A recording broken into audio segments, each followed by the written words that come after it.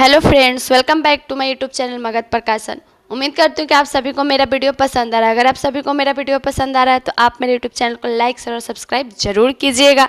तो जैसे कि मैं अपने हर वीडियो में आप लोगों को बताऊँ कि हर दिन मैं एक मॉडल सेट का 150 प्रश्नों का व्याख्या करूँगी।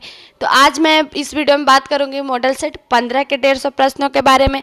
तो चलिए, आज का जो हमारा पहला सवाल है वो है, कंबला एक वार्षिक भैंसा दौड़ है जिसका आयोजन कहाँ पर किया जाता है। तो इसका आयोजन जो है वो कर्नाटक में किया जाता है। यानी मैं आपको बता दूं कि कंबला एक वार्षिक उत्सव है। यह भैंसों की दौड़ है जो कि कर्नाटक के दक्षिण कन्नड़ और उडुपी जिले के कृषक समुदाय में एक परंपरा है। ठीक है। और स्थानीय लोगों की मान्यता है कि कंबला वह त्योहार है जो लगभग 800 साल पहले कर्नाटक के किसान समुदाय में उत्पन्न हुआ था। ठीक है। और यह त्योहार पूरी तरह से कादरी के भगवान मंजूनाथ को समर्पित होता है। अगला है वह वस्तुएं जो या तो उपभोग अथवा निवेश के लिए निर्धारित है, क्या कहलाती है? तो अत्यंत वस्तुएं कहलाती है। यानी मैं आपको बता दूं कि उपभोक्ता द्वारा उपभोग की जाने वाली हर वस्तु या उसके फर्मों द्वारा निवेश की जाने वाली हर वस्तु को अत्यंत वस्तु कहते हैं। और ये अंतिम उपयोग किए जाने वाले अत्यंत वस्तुएं होती हैं। और इन वस्तुओं में ना पुण्य विक्रय किया जाता है और ना ही इनका उत्पादन के अगले चरणों में इस्तेमाल किया जाता है। अत्यंत वस्तुएं के उदाहरण है कार, टीवी सेट, कपड़ा, भोजन, मशीनरी, उपकरण आदि। मतलब इस तरह के जो वस्तुएं होती है क्या अत्यंत वस्तुएं होती हैं। अगला है नगद आरक्षण अनुपात तथा खुले बाजार की संक्रियाओं में विचरण किसके साधन है? मतलब किसके साधन है? तो ये जो है वो मौद्रिक नीति की साधन है।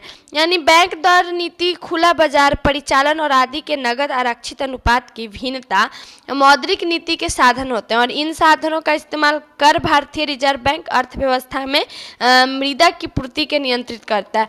अगला सवाल हमारा है, मनुष्य एक सामाजिक प्राणी है और यह कथन किसका है? यानी मनुष्य एक सामाजिक प्राणी और यह कथन किसका है? तो ये कथन है अरस्तु। यानी मैं आपको बता दूं कि पॉलिटिक्स में नामक अपनी पुस्तक में अरस्तु ने कहा है कि मनुष्य एक सामाजिक प्राणी है और उनके अनुसार किसी व्यक्ति से पहले समाज आता है। मतलब किसी भी व्यक्ति के पहले एक समाज आता है। सीमांत लागत किसके बराबर होती है? यानी सीमांत लागत जो होती है वो किसके बराबर होती है? तो होती है मात्रा में परिवर्तन द्वारा विभाजित कुल लागत परिवर्तन। अगला है, बाजारों के आत्यंतिक स्वरूप कौन से हैं? यानी बाजारों के आत्यंतिक स्वरूप कौन से हैं? तो वो है हमारा पूर्ण स्पर्धा, एकाधिकार। ठीक है। यानी कि बाजार के दो प्रमुख आत्यंतिक स्वरूप होते हैं और एकाधिकार एवं पूर्ण स्पर्धा। पूर्ण स्पर्धा में कई विक्रेता और खरीदार होते हैं, जबकि एकाधिकार में सिर्फ एक ही विक्रेता खरीदार होते हैं। ठीक है। अगला है, भारत के राष्ट्रपति को स्वेच्छा निर्णय अधिकार विवेकाधिकार के अंतर्गत क्या प्राप्त है? तो इसके अंतर्गत उन्हें क्या प्राप्त है? तो उन्हें प्रधानमंत्री की नियुक्ति। यानी कि भारतीय राष्ट्रपति कुछ परिस्थितियों में विवेकाधिकार का प्रयोग कर सकता है और प्रधानमंत्री की नियुक्ति में जब किसी भी पार्टी को स्पष्ट बहुमत प्राप्त नहीं हुआ हो तो मंत्रिपरिषद की जो लोकसभा में बहुमत का विश्वास खो दिया हो और लोकसभा के विघटन पर जब मंत्रिपरिषद बहुमत खो गया हो तो उपयुक्त परिस्थितियों में अतिरिक्त भारत के राष्ट्रपति केवल संवैधानिक प्रधान मात्र है। ठीक है। अगला है, सिंधु घाटी सभ्यता की लिपि कौन सी है? यानी सिंधु घाटी सभ्यता की लिपि कौन सी है? तो मैं आपको बता दूं कि इसकी अज्ञात, यानी कि सिंधु लिपि अभी तक अज्ञात है और सिंधु लिपि की भांति ही उसकी भाषा भी अज्ञात ही है। ऐसी स्थिति में लिपि अन्वेषण के लिए कोई द्विभाषिक लेख की सहायक सिद्ध हो सकता है, किंतु अभी तक इस तरह का कोई लेख प्राप्त नहीं हुआ है। ठीक है। अगला है, निम्न में से कौन सी साहित्यक कृति कृष्णदेव राय ने लिखी थी? यानी कौन सी साहित्यक जो है वो कृति कृष्णदेव राय ने लिखी थी? तो मैं आपको बता दूं कि अनुक्त मलयादा जो है वो मैं आपको बता दूं कि विजयनगर साम्राज्य में प्रसिद्ध शासक कृष्णदेव राय ने तेलुगु भाषा में अनुक्त मलयादा नामक पुस्तक की रचना की और इस पुस्तक में अंदल देवी महालक्ष्मी की अवतार द्वारा अनुभव की गई जुदाई के कष्ट की पीड़ा का वर्णन किया गया है। अगला है सत्याग्रह के 3 प्रमुख स्वरूप कौन कौन से हैं, यानी सत्याग्रह के 3 प्रमुख रूप स्वरूप कौन कौन से। तो पहला असहयोग, सविनय अवज्ञा तथा बहिष्कार। यानी मैं आपको बता दूं कि सत्याग्रह के 3 स्वरूप असहयोग, सविनय अवज्ञा और बहिष्कार, महात्मा गांधी ने इन 3 स्वरूपों में भारत का क्या स्वतंत्रता संग्राम में इस्तेमाल किया। अगला है राष्ट्रपति को किस अनुच्छेद के अंतर्गत यह अधिकार प्राप्त है कि वह वित्तीय आपातकाल लागू कर दे। यानी राष्ट्रपति को किस अनुच्छेद के अंतर्गत यह अधिकार प्राप्त हुआ है कि वह वित्तीय आपातकाल लागू कर दे, तो उन्हें जो है वो अनुच्छेद 360। यानी मैं आपको बता दूं कि भारतीय संविधान का अनुच्छेद 360 के संबंध में वित्तीय आपात से है, और इस अनुच्छेद के अनुसार यदि राष्ट्रपति को प्रतीत होता है कि ऐसी स्थिति उत्पन्न हो गई है जिससे भारत और उसके राज्य क्षेत्र के किसी भाग में वित्तीय अस्थायित्व या प्रत्यत संकट में है, तो वह उद्घोषणा द्वारा वित्तीय आपातकाल लागू कर सकता है। अगला है निम्न में से कौन से विषय हमारे संविधान की समवर्ती सूची में शामिल नहीं है। यानी समवर्ती सूची में जो विधान हमारे संविधान के समवर्ती सूची में शामिल नहीं है वो है हमारा शेयर बाजार तथा भावी फ्यूचर्स बाजार। यानी मैं आपको बता दूं कि समवर्ती सूची के अंतर्गत शेयर बाजार और फ्यूचर्स बाजार आते हैं, और इस सूची के संघ राज्यों के बीच संबंधों पर 47 विषयों को शामिल किया गया है। अगला है ग्रैंड कैनियन किस नदी में है। यानी ग्रैंड कैनियन जो है वो किस नदी में है, तो ये वो जो है हमारा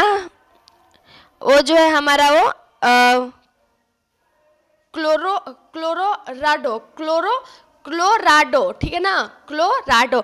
यानी मैं आपको बता दूं कि ग्रैंड कैनियन संयुक्त राज्य अमेरिका के परियोजना राज्य में क्लोराडो नदी द्वारा निर्मित एक घाटी, और इस घाटी में हजारों साल से अमेरिका के मूल निवासी रहते हैं। यानी हजारों साल से यहाँ पर कौन, अमेरिका के जो है वो हजारों निवासी रहते आ रहे हैं और हजारों साल से रहते आ रहे हैं।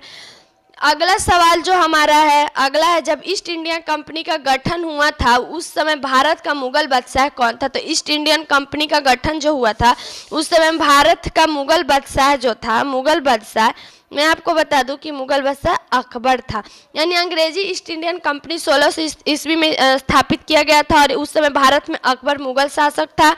अगला है लॉर्ड कर्जन के वाइसराय होने के दौरान, लॉर्ड कर्जन के वाइसराय होने के दौरान निम्न में से कौन सी घटना नहीं घटी थी। यानी कौन सी घटना नहीं घटी थी, तो मैं आपको बता दूं को भारतीय राष्ट्रीय कांग्रेस का गठन।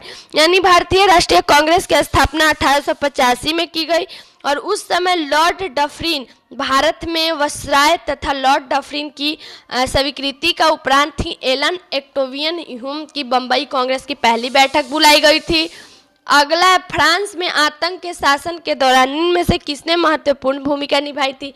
यानी फ्रांस में आतंक के शासन के दौरान निम्न में से किसने महत्वपूर्ण भूमिका निभाई थी, तो इसमें महत्वपूर्ण भूमिका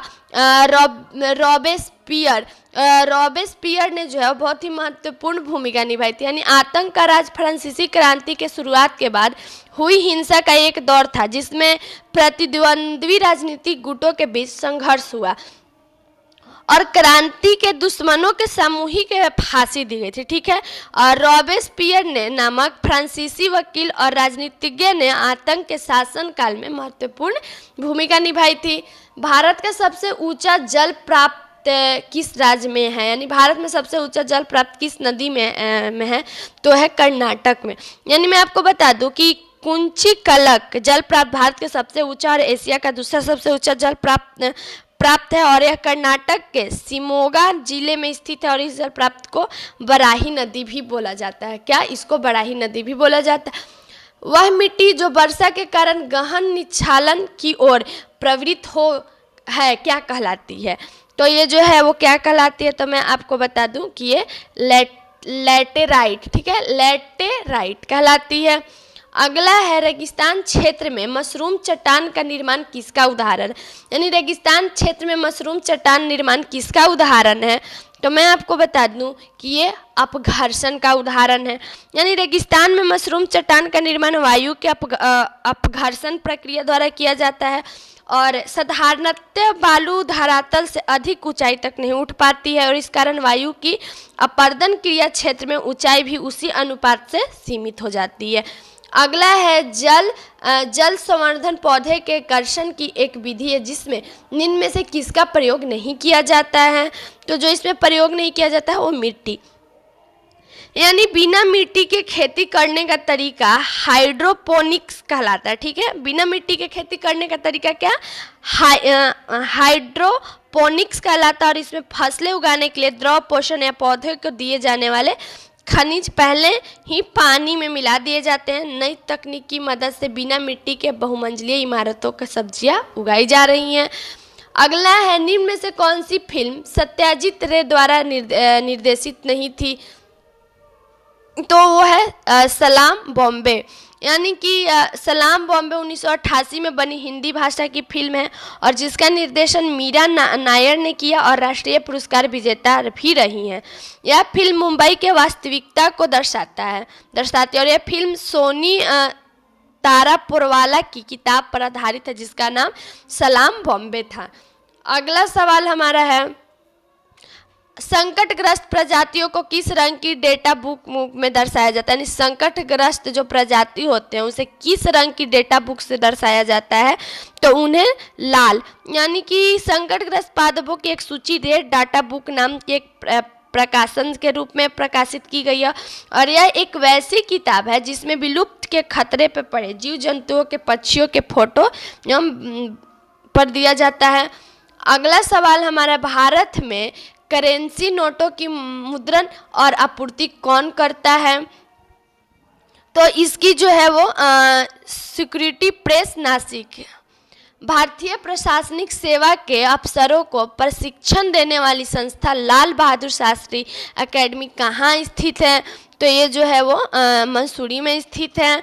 यानी लाल बहादुर शास्त्री राष्ट्रीय प्रशासनिक एकेडमी उत्तराखंड के मसूरी में स्थित है।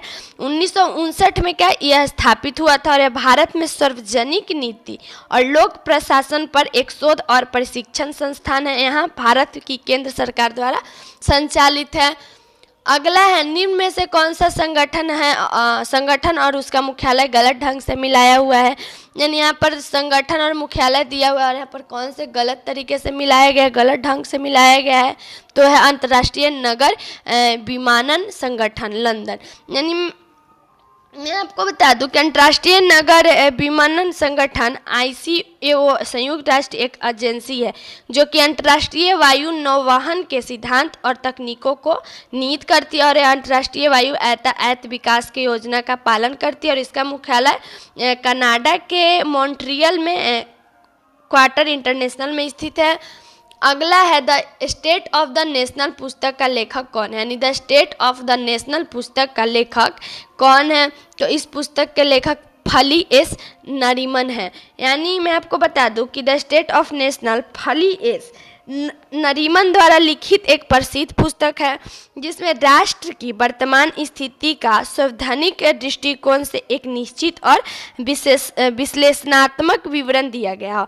और नरीमन भारत के सुप्रीम कोर्ट के एक प्रतिष्ठित भारतीय संवैधानिक विधिवेता और वरिष्ठ वकील है। ठीक है, अगला सवाल है, निम्न नोबेल पुरस्कार विजेताओं में से किस विजेता को शांति नोबेल पुरस्कार नहीं मिला था। तो जिन्हें नहीं मिला था वो थे सर विंस्टन चर्चिल। यानी इन्हें जो है उन्हें नोबेल पुरस्कार नहीं मिला था। अगला है, निम्नलिखित में से कौन सा त्यौहार राजयुग में सही है। यानी कौन सा त्यौहार है जो त्यौहार राजयुग में सही है। तो मैं आपको बता दूं कि ये जो है वो 1 तथा 2 दोनों, यानी कि मेडेरा नृत्य महोत्सव गुजरात और बानेश्वर मेला राजस्थान, ये दोनों जो हैं वो सही हैं। राज्य के अनुसार ये दोनों त्यौहार बिल्कुल सही हैं। यानी मोडेरा नृत्य महोत्सव का नाम सूर्य के नाम पर पड़ा है और यह उत्सव हर साल उत्तरायण के बाद गुजरात के मेडोरा मंदिर में संपन्न होता है।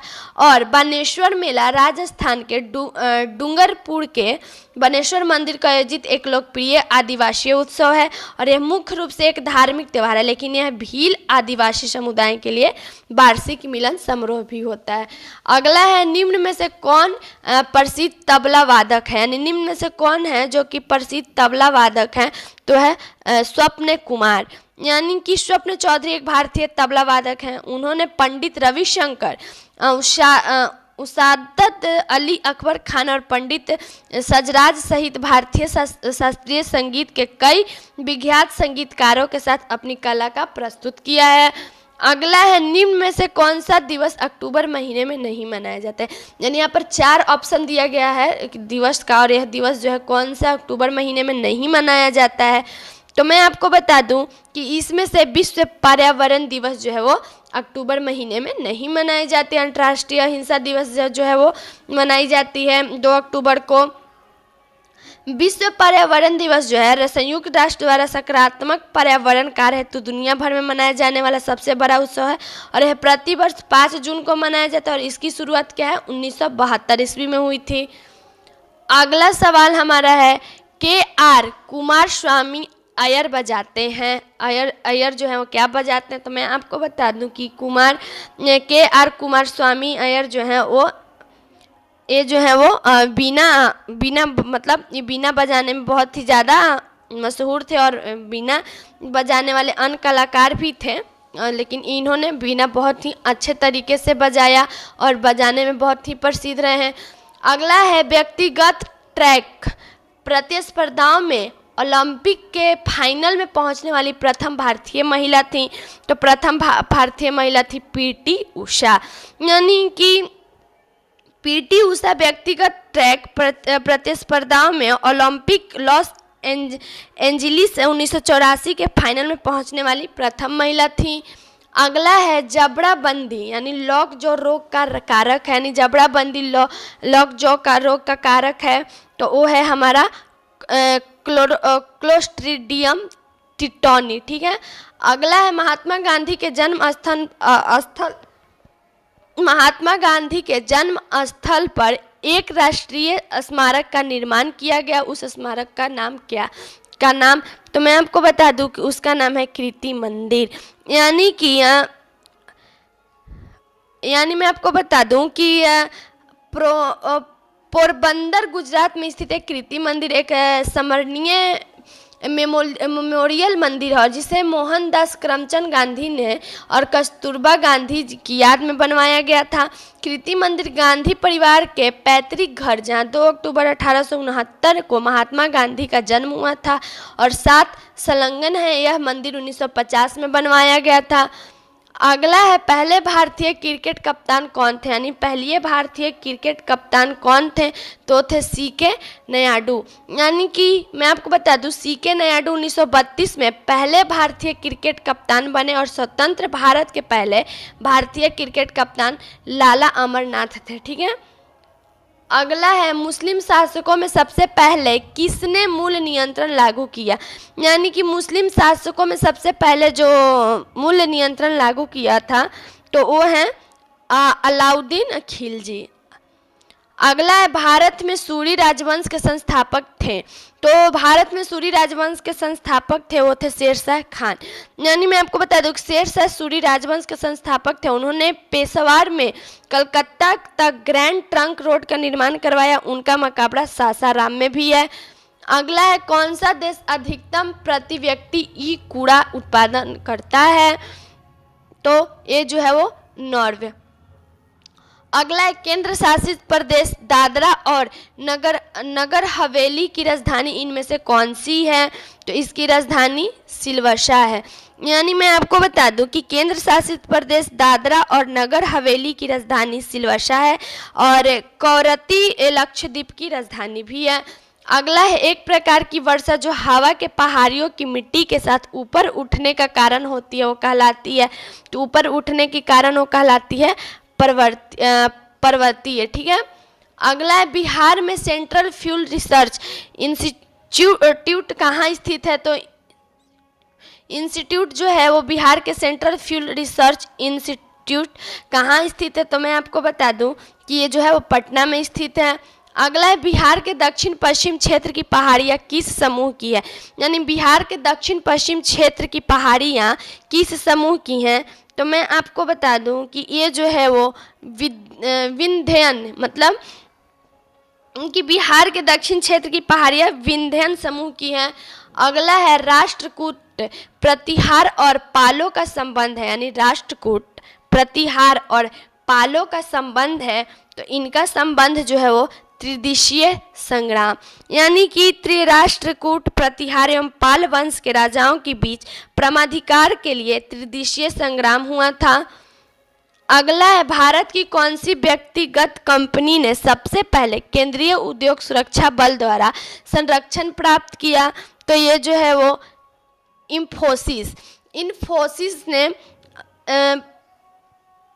इंफोसिस का बेंगलोर स्थित कार्यालय भारत की पहली निजी कंपनी है और जिसे केंद्रीय औद्योगिक सुरक्षा बल द्वारा संरक्षण दिया गया। अगला सवाल है, कुतुब मीनार का निर्माण किसने पूर्ण किया? कुतुब मीनार का निर्माण किसने पूर्ण किया? तो मैं आपको बता दूं कि ये इल्तुतमिश ने किया। इल्तुतमिश यानी कि कुतुब मीनार बनवाने का कार्य कुतुबुद्दीन ऐबक द्वारा शुरू किया गया था, परंतु इसे पूरा इल्तुतमिश ने करवाया। इल्तुतमिश ऐबक का गुलाम था और ऐबक की मृत्यु के बाद वह दिल्ली सल्तनत की गद्दी पर बैठा। अगला है, बिहार के 1974 के छात्र आंदोलन का नाम संपूर्ण क्रांति किसने दिया था? यानी बिहार के 1974 के छात्र आंदोलन जो हुआ था तो उसका नाम जो है संपूर्ण क्रांति किसने दिया था? तो मैं आपको बता दूं कि इसका नाम जयप्रकाश नारायण ने दिया था। जयप्रकाश नारायण ने, यानी कि बिहार के 1974 के छात्र आंदोलन का संपूर्ण क्रांति का नाम जयप्रकाश नारायण ने दिया था। अगला है, मुमताज महल किस प्रसिद्ध मुगल बादशाह की पत्नी थी? यानी मुमताज महल किस प्रसिद्ध मुगल बादशाह की पत्नी थी? तो ये जो था वो शाहजहां, यानी कि मुमताज महल मुगल सम्राट शाहजहां की पत्नी थी जिन्होंने 2627 से 2658 की पत्नी शाहजहां ने मुमताज महल के लिए आगरा का ताजमहल बनवाया था। अगला, प्राचीन के अवशेषों का अध्ययन है, यानी प्राचीन के अवशेषों का जो अध्ययन है तो मैं आपको बता दूं कि यह है पुरातत्व विज्ञान, यानी कि प्राचीन काल के अवशेषों का अध्ययन पुरातत्व विज्ञान कहलाता है। पुरानी संस्कृति प्राचीन लोगों एवं प्राचीन काल का अध्ययन करता है। अगला है, सिपाही विद्रोह या प्रथम स्वतंत्रता संग्राम किस वर्ष में हुआ था? तो प्रथम स्वतंत्रता संग्राम जो है वो हुआ था 1857 ईस्वी में, यानी सिपाही विद्रोह या भारत का प्रथम स्वतंत्रता संग्राम 1857 ईस्वी में हुआ था और यह मेरठ में सिपाही विद्रोह के साथ शुरू हुआ और पूरे देश में फैल गया। अगला है, बिहार के सोनपुर का मेला किस दिन आयोजित होता है? यानी हम लोग सुने हैं कि अपने घर में अपने बड़ों से कि सोनपुर का मेला जो है बिहार का बहुत ही प्रसिद्ध मेला और वो किस दिन को आयोजित किया जाता है? तो मैं आपको बता दूं कि वो कार्तिक के पूर्णिमा, यानी गंगा और गंडक के संगम पर कार्तिक के पूर्णिमा के दिन हरिहर क्षेत्र तथा सोनपुर का मेला लगता है और यहाँ एशिया के सबसे बड़ा पशु मेला लगता है। कार्तिक पूर्णिमा के दिन बाबा हरिहरनाथ, विष्णु और शिव के एक साथ पूजा की जाती है और इस मेले में उल्लेख यूरोपीय यात्री मार्शल ने किया था। अगला है, एसी परिपथों में एसी मीटर मापते हैं, यानी एसी परिपथों में एसी मीटर मापते हैं तो मैं आपको बता दूं कि उसे राम्समान, यानी कि एसी परिपथों में एसी वोल्ट मीटर वोल्टेज या विद्युत धारा का RMS root mean square value मान प्रदर्शित करता है। जब किसी दर्पण से कोई प्रकाश तरंग परावर्तित होती है तब परिवर्तन होता है, तब जो है वो क्या परिवर्तन उसके आयाम में होता है, यानी जब किसी दर्पण से कोई प्रकाश तरंग परिवर्तित होती है तब परिवर्तन उसके आयाम में होती है। अगला है, स्थलीय वातावरण में सबसे प्रचुर मात्रा में कार्बन यौगिक कौन सा है? तो वो जो है वो सेलुलोज, ठीक है, सेलुलोज, यानी मैं आपको बता दूं कि सेलुलोज स्थलीय वातावरण में सर्वाधिक प्रचुर मात्रा में पाया जाने वाला कार्बनिक यौगिक है और सेलुलोज कार्बोहाइड्रेट का एक प्रकार है और इसमें ग्लूकोज चक्र की श्रृंखला होती है। मजबूती और कठोरता प्रदान करते हुए सेलुलोज पौधे की कोशिकाओं भित्तियों का निर्माण करता है। सेलुलोज लकड़ी का प्राथमिक संगठक है जो इसे पृथ्वी की सतह पर सर्वाधिक प्रचुर मात्रा में पाए जाने वाला कार्बनिक यौगिक बनता है। अगला है, प्रकाश संश्लेषण की क्रिया का उत्पाद निम्नलिखित में से कौन सा है? यानी प्रकाश संश्लेषण की क्रिया का उत्पाद निम्नलिखित में से कौन सा है? तो मैं आपको बता दूं कि यह है ऑक्सीजन। यानी कि प्रकाश संश्लेषण प्रकाशीय ऊर्जा को रासायनिक ऊर्जा में परिवर्तित करने और कार्बोहाइड्रेट के संचय करने की प्रक्रिया। प्रकाश संश्लेषण का मुख्य उत्पाद जो है ग्लूकोज है, जो कि अणु है और कोशिका की प्रक्रिया को चलाने के लिए ऊर्जा उत्पन्न करता है। और ऑक्सीजन मुख्य रूप से प्रकाश संश्लेषण की प्रक्रिया का एक उप उत्पाद है। ठीक है ना। अगला है पौधे में द्वितीयक वृद्धि में निम्नलिखित में से कौन सा ऊतक उत्तरदायी होते हैं। तो जो इसमें उत्तरदायी होते हैं वो है कैम्बियम। ठीक है। तो हमारा अगला सवाल है कोई पिंड ऊष्मा का सबसे अधिक अवशोषण करता है जब वह हो। यानी जब भी कोई पिंड जो है ऊष्मा का सबसे अधिक अवशोषण करता है तो जब वह हो। तो मैं आपको बता दूं कि जब वो काला और खुरदार, यानी कि जब कोई पिंड ऊष्मा का सबसे अधिक अवशोषण करता है जब वो काला और खुरदार हो। ठीक है। अगला है घरेलू विद्युत उपकरणों में प्रयुक्त सुरक्षा फ्यूज तार उस धातु से बनी होती है जिसका, तो उस धातु से बनी होती है जिसका गलनांक कम हो। यानी घरेलू विद्युत उपकरणों का प्रयुक्त सुरक्षा फ्यूज तार उस धातु की बनी हो जिसका गलनांक जो है वो सबसे कम हो। अगला है निम्नलिखित में से विद्युत का बेहतर संचालक कौन सा है। यानी निम्नलिखित में विद्युत का बेहतर संचालक कौन सा है, तो वो है लवण जल। यानी दिए गए विकल्पों में से लवणीय जल विद्युत का सर्वश्रेष्ठ सुचालक है और लवणीय जल लवण NaCl की मात्रा अधिक होती है और सोडियम Na+ और क्लोराइड Cl के आयनों का आयनीकरण या विघटन करता है, जो कि जल द्वारा लाए गए अवशेषों को प्रभावित हो सकता है और इस प्रकार विद्युत प्रवाहित करता है। और शोषित या निस्यंदित जल द्वारा भी विद्युत चालित होगा, लेकिन लवणीय जल की तुलना में यह अलप्य होगा। ठीक है। अगला है सोडियम क्लोराइड नमक का रासायनिक सूत्र क्या है। यानी इसका रासायनिक सूत्र क्या है, तो इसका रासायनिक सूत्र NaCl। यानी सोडियम क्लोराइड को लवण या हाइलाइट के रूप में भी जाना जाता है और यह रासायनिक सूत्र NaCl के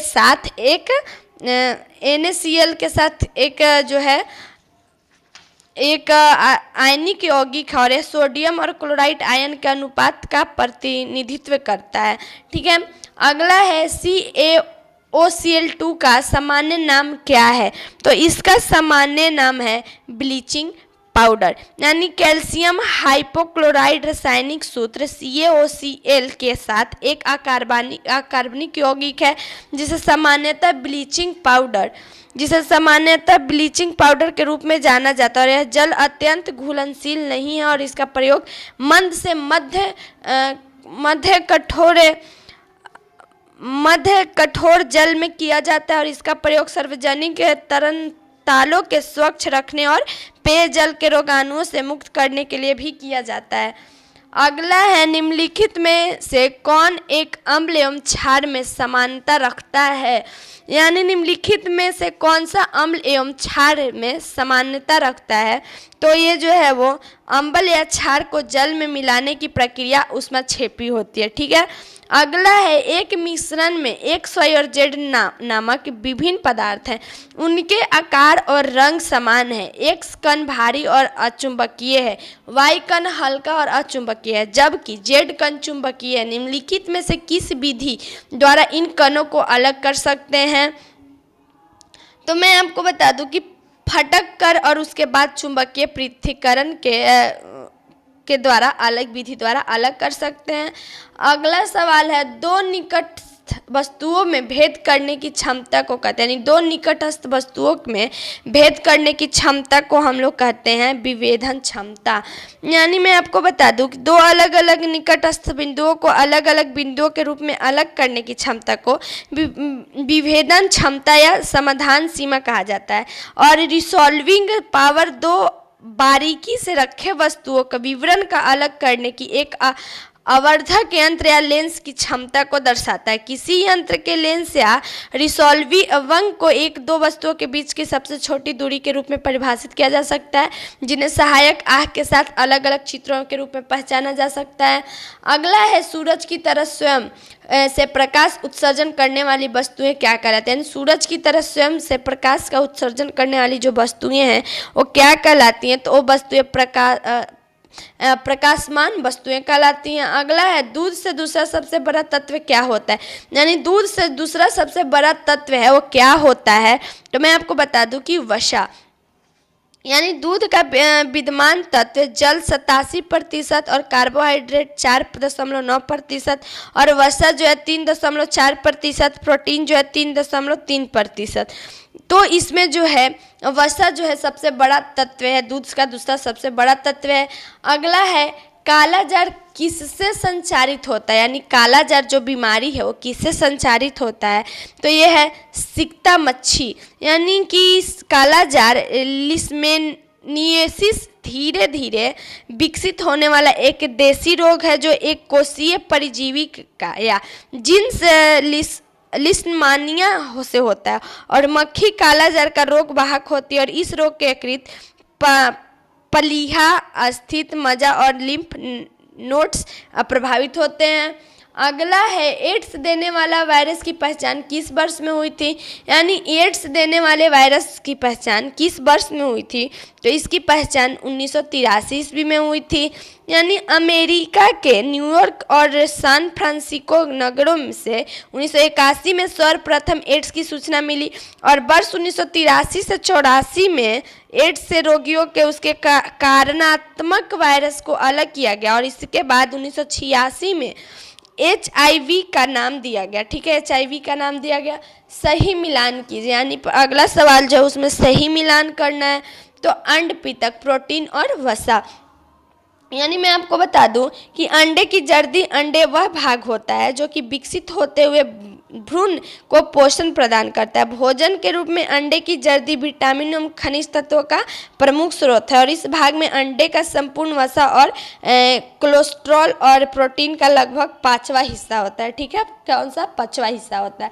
अगला है डीबीटी वैक्सीन किन बीमारियों से बचाव के लिए दिया जाता है, यानी डीबीटी वैक्सीन जो है वो किस बीमारियों से के बचाव के लिए दिया जाता है, तो मैं आपको बता दूं कि डिप्थीरिया, काली खांसी, टेटनस, यानी इन सब चीज़ों के लिए इस डीबीटी वैक्सीन इन बीमारियों के लिए दिया जाता है।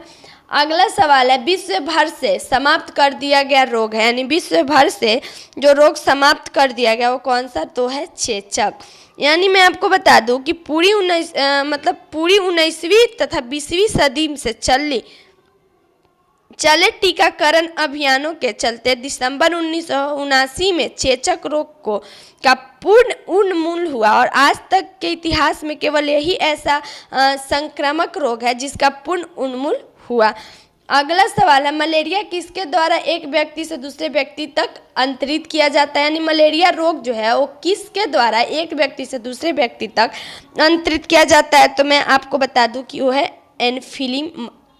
अनाफिलिस मच्छर, यानी कि मलेरिया एक वाहक जनित संक्रामक रोग है और जो प्रोटोजोआ परजीवी द्वारा फैलता है और मलेरिया में परजीवी का वाहक मादा एनोफिलिस मच्छर है और इसके काटने के मलेरिया का लाल रक्त कोशिकाओं में प्रवेश करके बहुगुणित होते हैं जिससे रक्तहीनता, एनीमिया के लक्षण उभरते हैं और चक्कर आना, सांस फूलना और दुर्नाड़ी इत्यादि इस तरह के जो लक्षण आने लगते हैं। ठीक है, अगला है निम्न में से कौन से ग्रहों के चारों ओर घूमने वाले उपग्रह नहीं है, यानी जो चारों ओर घूमने वाला उपग्रह बुध तथा शुक्र, यानी सूर्य, यानी मैं आपको बता दूं कि बुध सबसे छोटा ग्रह है और इसका सबसे विशिष्ट गुण है कि इसमें चुंबकीय क्षेत्र का होना और शुक्र सबसे चमकीला और सबसे गर्म ग्रह है और अन्य ग्रहों में क्या विपरीत दक्षिणवर्त चक्रण करता है। अगला सवाल हमारा है सूर्य के निकटतम ग्रह कौन सा है, यानी सूर्य के निकटतम ग्रह जो है वो है बुध है, यानी कि मैं आपको बता दूं कि सूर्य के सबसे निकटतम ग्रह बुध है। सूर्य से में इसकी औसत दूरी जो है वो 5,07,90,901 किलोमीटर। 8 ग्रहों में से सबसे छोटा बुध और इसका व्यास से 4,878 किलोमीटर है और बुध का कोई चंद्रमा नहीं है। बुध का क्या है, कोई भी चंद्रमा नहीं है। अगला है दीर्घ दृष्टि दोष का क्या कारण है, मतलब दीर्घ दृष्टि दोष का क्या कारण है, तो मैं आपको बता दूं कि इसका जो कारण है वो है अभिनेत्र लेंस की फोकस दूरी का अधिक होना। यानी कि दीर्घ दृष्टि दोष हाइपरमेट्रोपिया को दूरदृष्टि दोष भी कहा जाता है और इस रोग के ग्रस्त व्यक्ति को दूर की वस्तु दिखाई पड़ती है लेकिन निकट की वस्तु क्या होती है, स्पष्ट नहीं दिखाई। इसका कारण है कि लेंस की गोलाई में कमी हो जाना और लेंस के फोकस दूरी बढ़ जाना तथा लेंस की क्षमता कम हो जाना, और इस रोग में निकट की वस्तु का प्रतिबिंब रेटिना के पीछे बनता है और इस दूरी के कारण उत्तल लेंस का प्रयोग किया जाता है।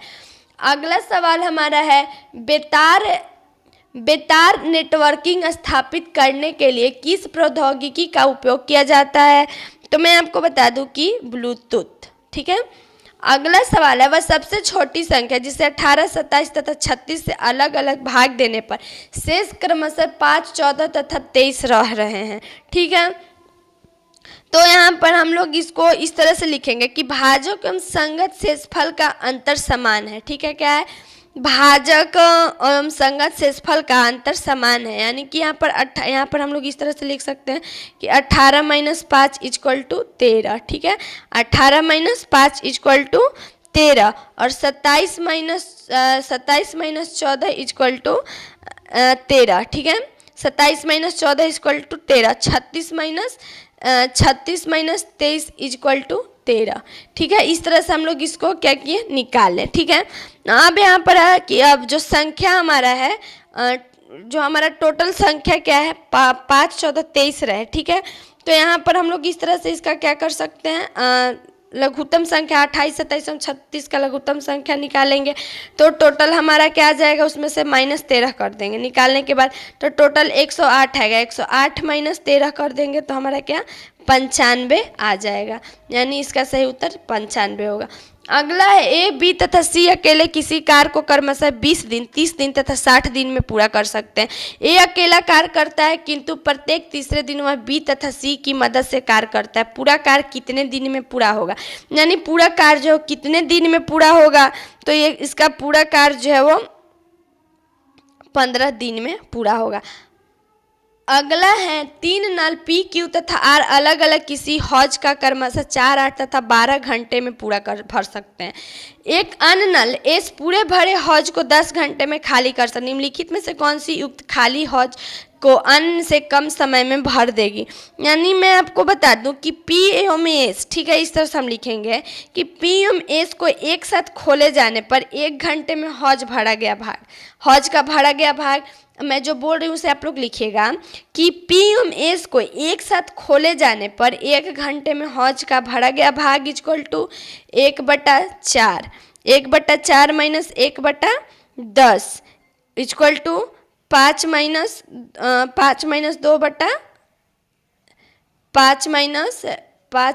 2/20 = 3/20। ठीक है, 3/20। अब हौज क्या है, अब यहाँ पर मैं लिखेंगे, मैं जो बोल रही हूँ उसे भी आप लोग नोट करते जाइएगा। अब हम लिखेंगे कि अतः हौज = 20/3 घंटे में भरा जाएगा। ठीक है, घंटे में भरा जाएगा। तो P, R एवं S को एक साथ खोले जाने पर 1 घंटे हौज भरा गया भाग।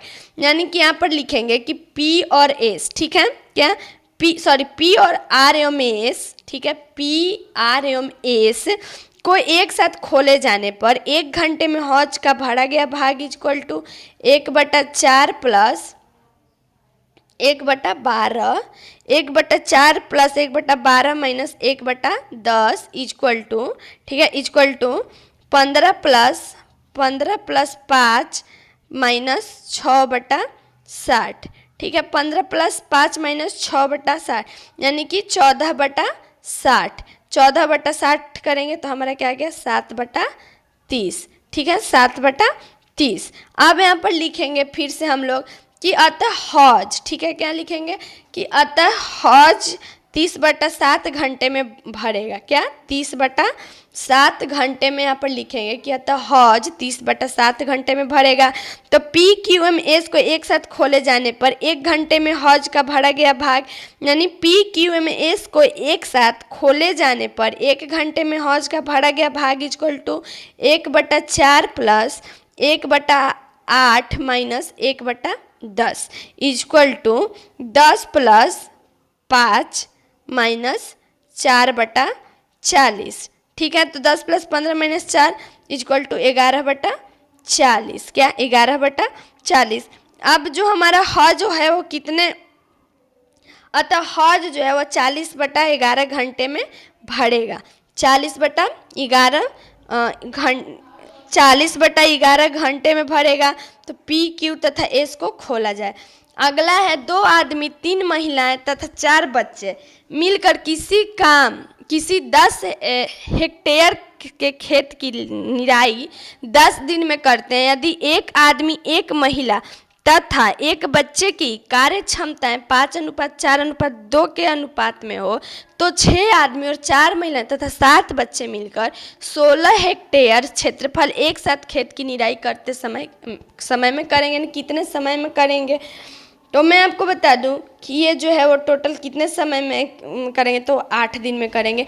मैं आपको फिर से एक बार इस वीडियो में बोल रही हूँ कि जिन्होंने अभी तक मेरे मॉडल सेट 1 से लेकर 14 तक के वीडियो नहीं देखे हैं तो आप मेरे चैनल पे जाइए और देखिए। मैंने इससे जुड़े बहुत सारे सवालों को मैं बताई हूँ, तो आप लोग उसे देखिए और समझिए। अगर फिर भी आप लोग इसे सॉल्व नहीं कर पाएंगे तो आप लोग कमेंट में ज़रूर बताइएगा, मैं सॉल्व करने की कोशिश करूँगी। ठीक है, अगला है किसी समकोण त्रिभुज एक न्यूनकोण दूसरे का दुगुना है। यदि इसके कर्ण की लंबाई 10 सेंटीमीटर हो तो इसका क्षेत्रफल होगा। यानी इसका क्षेत्रफल क्या होगा? तो इसका क्षेत्रफल जो है वो होगा, इसका जो क्षेत्रफल मैं आपको बता दूं कि इसका क्षेत्रफल होगा 25/2 ब्रैकेट 3 सेंटीमीटर स्क्वायर। ठीक है, अगला है किसी त्रिभुज के प्रत्येक शीर्ष बिंदु उसकी सम्मुख भुजा के समांतर एक रेखा खींची जाती है। इस प्रकार बने नए त्रिभुज की परिमाप का प्रारंभिक त्रिभुज की परिमाप से अनुपात होगा। यानी यहाँ पर अनुपात पूछ रहा है कि अनुपात क्या होगा। तो सबसे पहले हम क्या करेंगे, एक त्रिभुज का परिमाप बनाएंगे और वहाँ पर कोण को दर्शाएंगे। यानी इस तरह का हम लोग क्या करेंगे, त्रिभुज बनाएंगे। ठीक है, इस तरह का हम लोग त्रिभुज बनाएंगे। यहाँ पर सी पी आर, ठीक है, C R C P A B and Q, इस तरह से हम लोग कोण को दर्शा देंगे। ठीक है, इस तरह से हम लोग कोण को दर्शाएंगे। अब यहाँ पर हम लोग इसको, अब हम लोग एक ऐसे इसको लिखेंगे कि A Q C B M A C Q B. ठीक है, इस तरह से हम लोग इसको लिखेंगे। अब लिखेंगे कि इसलिए त्रिभुज ए क्यू बी सी एक समांतर चतुर्भुज है। यहाँ पर लिखेंगे कि बी सी इक्वल टू, ठीक है, B C equal to A Q लिखेंगे। ठीक है, क्या A C B C equal to A Q. अब पुनः इसको हम लोग लिखेंगे कि पुनः ए आर, ठीक है, क्या पुनः ए आर, ठीक है, पुनः ए आर बी सी, ठीक है, एवं ए बी और आर सी, इस तरह से हम लोग इसको लिखेंगे। ठीक है, इस तरह से हम लोग इसको लिखेंगे। अब हम लोग लिखेंगे कि B C equal to A R, ठीक है, B C equal to A R, ठीक है, इस तरह से B C equal to A R. तो A Q equal to A R, ठीक है, A Q equal to A R. तो अब यहाँ पर लिखेंगे कि A Q equal to A R, ठीक है, A Q equal to A R 1/2 P R, ठीक है, पी आर, इस तरह से हम लोग इसको लिखेंगे। उसके बाद लिखेंगे हम लोग कि बी सी इक्वल टू क्या, B C equal to 1/2 P R Q R, क्या B C equal to 1/2 Q R. तो इसी प्रकार ए बी इक्वल टू, इसी प्रकार क्या A B equal to 1/2 P R, ठीक है, पी आर। तो अब लिखेंगे कि A C equal to 1/2, A C equal to 1/2 P Q, ठीक है, 1/2 पी क्यू। अब यहाँ पर टोटल इसी तरह से करने के बाद जो हमारा आएगा अनुपात 2:1 आ जाएगा। ठीक है, इसी तरह से आप लोग इसे पूरा सॉल्व कर लेंगे कि जो P Q plus Q R plus R P कर देंगे, फिर A B plus B C plus C A कर देंगे। इस तरह से टोटल जोड़ने के बाद हमारा 2:1 आ जाएगा। ठीक है, अगला सवाल है, ए, बी तथा सी किसी व्यापार में साझेदार बने। ए को कुल लाभ का 3/5 प्राप्त हुआ। शेष लाभ को बी तथा सी ने परस्पर बराबर बराबर बांट लिया। यदि सी को ए से 400 रुपये कम और लाभांश प्राप्त हुए तो कुल लाभ था, यानी कुल लाभ कितना था। तो मैं आपको बता दूं कि यहाँ पर हम लोग लिखेंगे कि माना कि कुल लाभ इक्वल टू x रुपये, क्या कुल लाभ इक्वल टू x रुपये। अब ए को प्राप्त लाभ क्या लिखेंगे कि ए को जो प्राप्त लाभ है, मैं जो बोल रही हूँ उसे भी आप लोग लिखेगा कि ए को प्राप्त लाभ इक्वल टू 3x बटा 5 रुपये, और बी को प्राप्त लाभ जो है इस तरह से फिर लिखेंगे कि बी को प्राप्त लाभ इक्वल टू x बटा 5 रुपये। ठीक है, अब यहाँ पर हम लोग लिखेंगे, यहाँ तक आप लोग समझ गए, मैं उम्मीद करती हूँ कि समझ रहे होंगे। अब हम लोग लिखेंगे कि सी को प्राप्त लाभ, क्या सी को प्राप्त लाभ इक्वल टू x बटा 5। अब यहाँ पर हम लोग लिख सकते हैं कि 3x बटा 5 माइनस x बटा 5 इक्वल टू 400। ठीक है, इक्वल टू 400, यहाँ तक समझ गए। फिर इसको हम लोग लिखेंगे इस तरह से। अब हम लोग लिखेंगे कि 2x बटा 5 इक्वल टू 400, क्या 2x बटा 5 इक्वल टू 400। तो यहाँ पर हम लोग लिखेंगे कि x इक्वल टू 400 गुना 5 बटा 2, यानी टोटल करने के बाद जो हमारा आ जाएगा 1000 रुपया, इसका आंसर आ जाएगा। अगला है, दो संख्याएं 4:5 के अनुपात में है। पहली संख्या में 20% की वृद्धि तथा दूसरी में 20% की कमी करने पर प्राप्त संख्याओं का अनुपात होगा, यानी यहाँ पर पर्याप्त। तो यहाँ पर लिखेंगे कि माना कि संख्या इक्वल टू 4x, क्या संख्या माना कि संख्या इक्वल टू 4x एवं 5x। ठीक है, 4x एवं 5x है। संगत वृद्धि एवं ह्रास में पश्चात अवशिष्ट अनुपात इक्वल टू, आप लोग इसको लिखेंगे कि संगत वृद्धि एवं ह्रास के पश्चात अवशिष्ट अनुपात इक्वल टू 4x, ठीक है, 4x गुना 120 बटा 100 अनुपात 5x गुना 80 बटा 100। इस तरह से हम लोग इसको लिख देंगे। अब मैं इसको मिटा रही हूँ। उसके बाद हम लोग इसमें लिखेंगे कि 12x, ठीक है, क्या 12x अनुपात 10x इक्वल टू 6:5, यानी क्या कर देंगे x इक्वल टू 12 बटा 10, यानी कि 6 और 5, यानी 6:5, यानी यहाँ पर रहा 6:5 हमारा आंसर। अगला है, ए तथा बी दो मिश्र धातु हैं जिन्हें सोने तथा तांबे को क्रमशः 5:3 तथा 5:11 के अनुपात में मिलाकर बनाया गया। इन दोनों धातुओं की समान मात्राओं को पिघलाकर एक तीसरी मिश्र धातु सी बनाई गई। मिश्र धातु सी को में सोने का तांबे से अनुपात होगा, यानी सोने में तांबे से क्या अनुपात होगा, तो अनुपात होगा 15:7। जैसे कि मैंने अभी पिछला सवाल इसी तरह से मैं बताई हूँ, तो आप लोग फिर से उसी तरह से इसे भी बनाएंगे, बस थोड़ा सा का अंतर है। तो मैं उम्मीद करूंगी कि आप लोग इसे सॉल्व कर लेंगे। अगला है, किसी कक्षा के 40 विद्यार्थियों की औसत आयु 15 वर्ष है। 10 नए विद्यार्थियों के प्रवेश करने के उपरांत औसत आयु में 0.2 वर्ष की वृद्धि हो जाती है। नए विद्यार्थियों की औसत आयु क्या है, यानी नए विद्यार्थियों, तो हम लिखेंगे कि 10 नए विद्यार्थियों की कुल आयु इक्वल टू, हम लोग लिखेंगे कि 10 नए विद्यार्थियों के कुल आयु इक्वल टू 50, ठीक है, क्या 50 गुना 15:2, 50 गुना 15:2 माइनस 40 गुना 15, 40 गुना 15, ठीक है। तो इक्वल टू 760 माइनस 600, यानी टोटल क्या आ गया हमारा 160 वर्ष। क्या आ गया 160 वर्ष।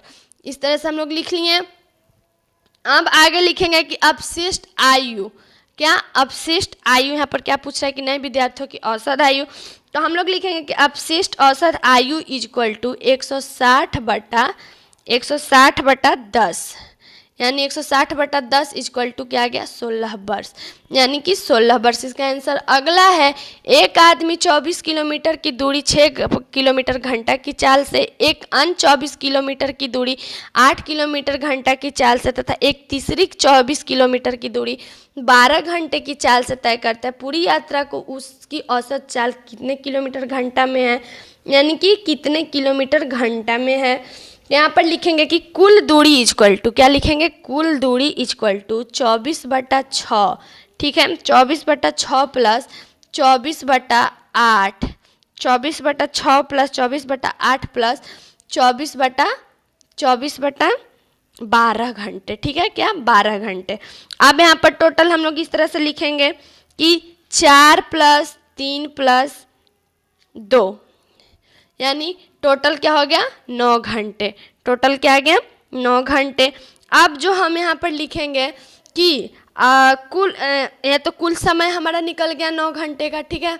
अब हम लोग लिखेंगे कि अपशिष्ट औसत चाल इक्वल टू कुल दूरी बटा कुल समय। इसको आप लोग लिखेंगे भी कि अपशिष्ट औसत चाल इक्वल टू कुल दूरी बटा कुल समय इक्वल टू 72/9 इक्वल टू 8, यानी यहाँ पर हमारा आ गया 8 आंसर। क्रिकेट के किसी खिलाड़ी का उसके द्वारा खेली गई 8 पारियों में बनाए गए रनों का कोई औसत है। 9वीं पारी में वह 100 रन बनाता है और जिससे उसके रनों की औसत में 9 की वृद्धि हो जाती है। उसके रनों का और नया औसत, यानी यहाँ पर भी इसके रनों का नया औसत हमें ज्ञात करना है, तो इसका नया औसत होगा 28। अगला, एक आदमी 60 रुपये में 20 के भाव से कुछ संतरे खरीदता है, उसने तथा उतने ही संतरों को 60 रुपये में 30 के भाव से खरीदता है। वह उन्हें एक जगह मिलाकर 60 रुपये से 25 के भाव में बेचता है। उसका लाभ अथवा हानि प्रतिशत में, यानी उसका लाभ और हानि हमें दोनों को ज्ञात करना है। तो इसमें जो इसका लाभ होगा वो होगा, मैं आपको बता दूं कि यहाँ पर जो उसका हानि होगा वो होगा 4% का हानि। अब 4% का हानि कैसे होगा, तो मैं थोड़ा सा आपको हिंट दे देती हूँ, फिर आप लोग बना लीजिएगा। यहाँ माना कि व्यक्ति प्रत्येक प्रकार के क्या 6, यानी 20 में से 20 एवं 30 का क्या लघुत्तम संतरे खरीदे गए हैं, और पहले प्रकार के 650 संतरे का क्रय मूल्य निकाल लेंगे, फिर दूसरे का निकालेंगे, इस तरह से करके हमारा जो है वो निकल जाएगा। अगला है, शुद्ध दूध के क्रय मूल्य पर नमूना दूध बेचकर 10% लाभ प्राप्त करने के लिए 50 किलोग्राम शुद्ध दूध में पानी की कितनी मात्रा मिलानी होगी, यानी यहाँ पर पानी की कितनी मात्रा को मिलानी होगी। तो यहाँ पर लिखेंगे कि माना कि मिलाए गए पानी की मात्रा इक्वल टू x किलोग्राम। क्या, माना कि मिलाए गए पानी की मात्रा इक्वल टू x किलोग्राम। माना कि 1 किलोग्राम शुद्ध दूध का मूल्य क्या है 1 किलोग्राम, माना कि 1 किलोग्राम शुद्ध दूध का मूल्य 1 रुपया है, ठीक है, 1 रुपया है।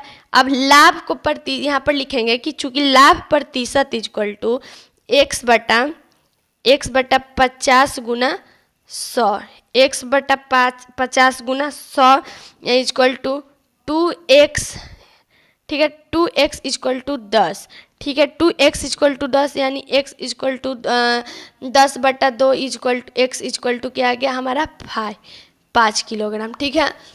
अगला है, रीटा ने एक टेलीविज़न सेट उसके अंकित मूल्य पर 20% छूट पर खरीदी। उसने इसको 16,800 रुपये में बेचकर 800 रुपये का लाभ अर्जित किया।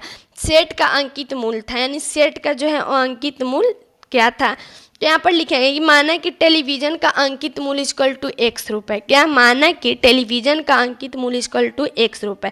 रीटा के लिए क्रय मूल्य, क्या लिखेंगे कि रीटा के क्रय मूल्य इक्वल टू 16,800, ठीक है, 16,800 माइनस 800 रुपये, यानी टोटल क्या आ गया हमारा 16,000 रुपये, ठीक है, 16,000 रुपये।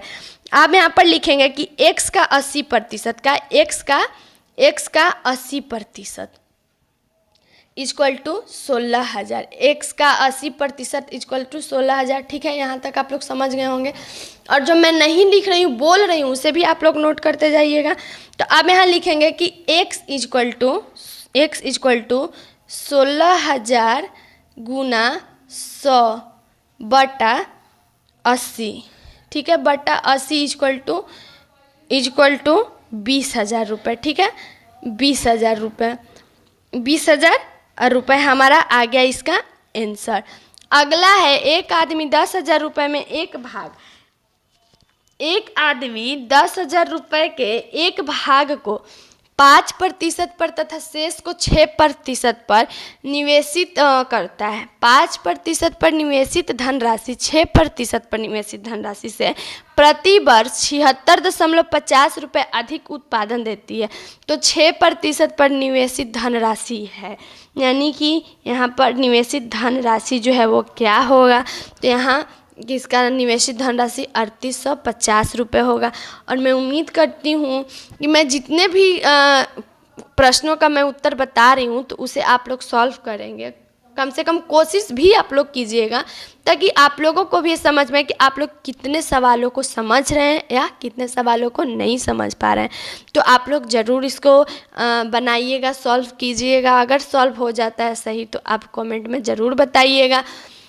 अगला है चक्रवृद्धि ब्याज की किसी दर से कोई धनराशि 2 वर्ष में 2420 रुपये तथा 3 वर्ष में 2662 रुपये होती है, जबकि ब्याज वार्षिक रूप से संयोजित होता है। ब्याज की वार्षिक दर है, यानी ब्याज की जो है वो वार्षिक दर पूछ रहा है कि वार्षिक दर है तो है 10%।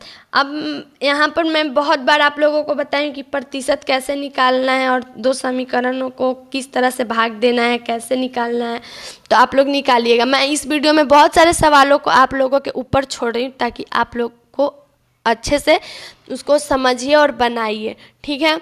अगला है 1 किलोमीटर की दौड़ में ए बी सी को 40 मीटर तथा सी को 70 मीटर की प्रस्थान रियायत दे सकता है। 1 किलोमीटर की दौड़ में बी सी को कितने मीटर की प्रस्थान रियायत दे सकेगा। तो यहाँ पर मैं आपको बता दूँ कि पहले तो हम लोग इस तरह से लिखेंगे कि जब ए जो है वो 1000 मीटर दौड़ता है और बी जो है ए जो है वो क्या 1000 मीटर दौड़ता है, 1000 मीटर दौड़ता है, और बी जो है बी को तो हम लोग लिखेंगे कि बी जो है वो ऐसे 1000 माइनस 40, ठीक है। 1000 माइनस 40 इक्वल टू 960 मीटर दौड़ता है, ठीक है। बी क्या है 960 मीटर दौड़ता है। सी को अब यहाँ पर लिखेंगे कि सी, तो सी 1000 माइनस 70 इक्वल टू 930, ठीक है 930। यहाँ तक आप लोग समझ गए होंगे। ए बी सी का निकल गया इस तरह से। अब हम लिखेंगे कि जब बी लिखेंगे कि जब बी 960, ठीक है, बी जो है जब बी 960 मीटर दौड़ता है और तो सी 930 मीटर दौड़ता है, ये जो है 60 है, ठीक है, और सी जो है 930 मीटर दौड़ता है, तो जब बी 1000 मीटर दौड़ता है, तो जब यहाँ लिखेंगे कि जब बी 1000 मीटर दौड़ता है तो, ठीक है। इस तरह से आप लोग लिखते भी जाइएगा। दौड़ता है तो यहाँ पर लिखेंगे कि C इक्वल टू 930/960, ठीक है, 930/960 गुना 1000, ठीक है, गुना 1000। इस तरह से हम लोग लिख लेंगे। टोटल क्या आ गया हमारा यहाँ पर गुना करने के बाद 968.75, यानी टोटल क्या आ गया 31, ठीक है, मीटर दौड़ता है। तो अब इतना दौड़ता है। अब लिखेंगे कि बी सी को 1000, ठीक है, क्या लिखेंगे बी सी को 1000 माइनस, यहाँ पर लिखेंगे कि बी सी को 1000 माइनस 968.75, ठीक है। तो टोटल क्या आ गया 31.25 मीटर, यानी कि 31.25 मीटर, ये हमारा आ गया सही आंसर। 1 किलोमीटर की दौड़ में ए बी को 100 मीटर की प्रस्थान रियायत देकर भी 20 सेकंड में जीत जाता है, किंतु यदि ए बी को 25 सेकंड की प्रस्थान रियायत देता है तो बी 50 मीटर से जीत जाता है। ए को 1 किलोमीटर दौड़ने में लगने वाला समय, यानी ठीक मैंने पिछले वाले सवाल को इसी तरह से इसी जैसा था तो मैं बताई हूँ, तो आप लोग इसको सॉल्व कीजिएगा खुद से, एकदम जैसे मैं अभी पिछले वाले सवाल बताई उसी तरह से भी बनेगा। तो मैं आपको इसका आंसर बता दूँ कि इसका जो सही आंसर होगा वो होगा 500/29 सेकंड, ठीक है। अगला सवाल है, कोई रेलगाड़ी 110 मीटर लंबे किसी प्लेटफॉर्म को 40 सेकंड तथा उस प्लेटफॉर्म पर खड़े एक लड़के को 30 सेकंड में पार करती है। रेलगाड़ी की लंबाई है, यानी रेलगाड़ी की लंबाई पूछ रहा है कि रेलगाड़ी की लंबाई कितनी है। तो मैं आपको बता दूं कि माना कि इस तरह से लिखेंगे कि माना कि रेलगाड़ी की लंबाई इक्वल टू x मीटर, ठीक है, x मीटर। जब कोई रेलगाड़ी किसी प्लेटफॉर्म को पार करते तो उसके द्वारा तय की गई दूरी इक्वल टू क्या लिखेंगे, तो यहाँ पर लिखेंगे कि दूरी इक्वल टू प्लेटफॉर्म प्लस रेलगाड़ी की लंबाई।